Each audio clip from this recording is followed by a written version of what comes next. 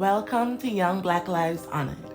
Be sure to hit the subscribe button and turn on the notification bell so you never miss an upload. Let me know your thoughts about this case in the comment section below. In 2009, Andrew Thomas's mother made the decision to move to Fresno, California after his cousin, 21-year-old Webster Johnson IV, was fatally wounded in the 1900 block of 90th Avenue in East Oakland on August 27th. Prior to that, Thomas grew up in Oakland. Having spent his latter teens in Fresno, he was ready for a change and was preparing to relocate to Sacramento. Coming from a large, tight-knit family, 20-year-old Andrew decided to take his son, 1-year-old Drew Jackson, with him to Oakland for his 2-year-old sister Drew's aunt's birthday party. While he was there, unfortunately, his cousin, 18-year-old Alquino Rivera, lost his life, so since Andrew was already in the city, he decided to stay so he could help prepare for and attend the funeral. Around 2:46 a.m. on August 7, 2013, Andrew and his son were fast asleep at his aunt Kanya Bayless's house on the 400 block of Gormley Avenue. At the time, there were 14 other persons also asleep inside the Brookfield Village home. Out of nowhere, the sound of discharges disrupted the silence as someone had entered the backyard of the house and began firing into the house, also piercing windows. There were 3 other children in the room with Andrew and his son at the time. Thomas's aunt later told media sources that the discharges woke everyone up, causing a chaotic scene, and she ran out of her room to find her sister with the toddler in her arms as she shouted he had been wounded. She said she ran across the house and held her other nephew in his arms, confirming that he was okay. Bailey said some details were blurry due to the trauma of everything that unfolded. Baby Drew was still breathing as she called 911. The operator told her to stay on the phone, then instructed Kanya to perform CPR. The toddler, who was bleeding from his face, was placed on the couch when Bayless went into the bedroom to find the boy's father laying across the bed.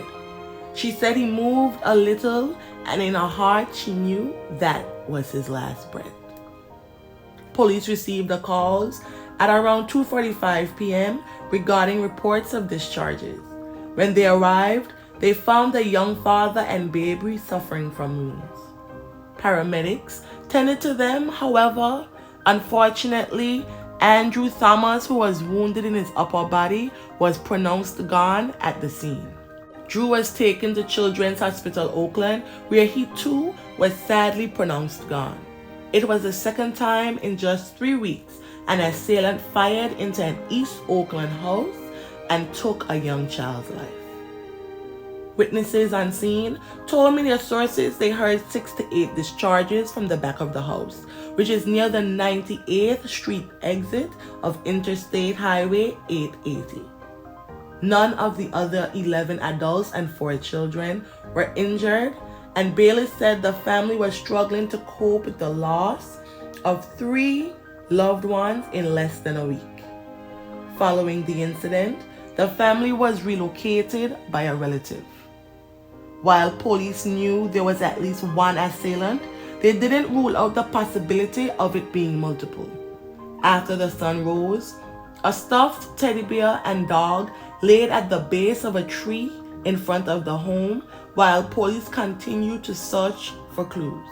As neighbors covered the shattered window of the Gormley Avenue home with plywood and swept broken glass from the carpets of the blood-stained bedroom, Bailey said she hoped law enforcement would find the perpetrator or perpetrators. On July 16th, a very emotional homegoing celebration was held at Fuller Funerals in the 1-year-old's honor. Unfortunately, at the time, he was the city's youngest firearm victim in over a decade. Mourners wore white instead of the traditional black to offset the tragedy and show purity and brightness at an otherwise dark occasion. Many also wore teal, which was Drew's favorite color. His casket was carried by 4 males, and it was covered in a silky teal-colored material, and many placed long-stem white roses on his small body as they paid their respects. Oakland Mayor Jean Quan also attended to pay her respects, not as a political leader according to her spokesperson, but to show support to the family. Drew had many nicknames such as Baby Drew, Ben Wallace, Drewski, and TT. Family members recalled that the toddler enjoyed going outside and would go for his shoes every time someone headed for the door. He loved music, all animals, especially horses, cars, playing and hanging in the kitchen, and he was an overall joy to be around. His father's funeral was held 3 days later at Antioch Baptist Church. Drew's mother, Alicia Jackson, later publicly pleaded to those who may know anything about the incident to come forward. Family and friends gathered on September 6 that year, what would have been Thomas's 21st birthday, and his mother, Sheila Ridley, spoke of how hard it was as her son was looking forward to the milestone. Family members were frustrated. Investigators hadn't caught anyone at the time. I was not able to find any updates regarding this case, and based on my research, authorities have not announced a motive.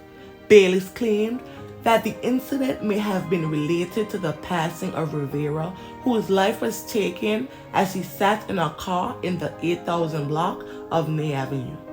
This has not been confirmed by authorities, but they did announce back in 2013 that they believed Thomas and Jackson's passings to have been a targeted attack.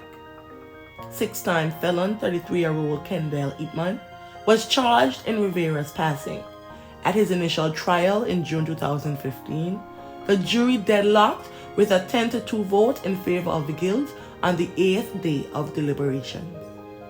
In December 2016, following 2 days of jury deliberations, Eatman was found guilty of first-degree fatality for what prosecutors said was the gang-related drive-by discharge. I do hope that justice will be solved in the father and son's case. May the family and friends of Andrew Thomas and Drew Jackson find solace in the happy memories, and may their souls rest in perpetual peace. Thank you.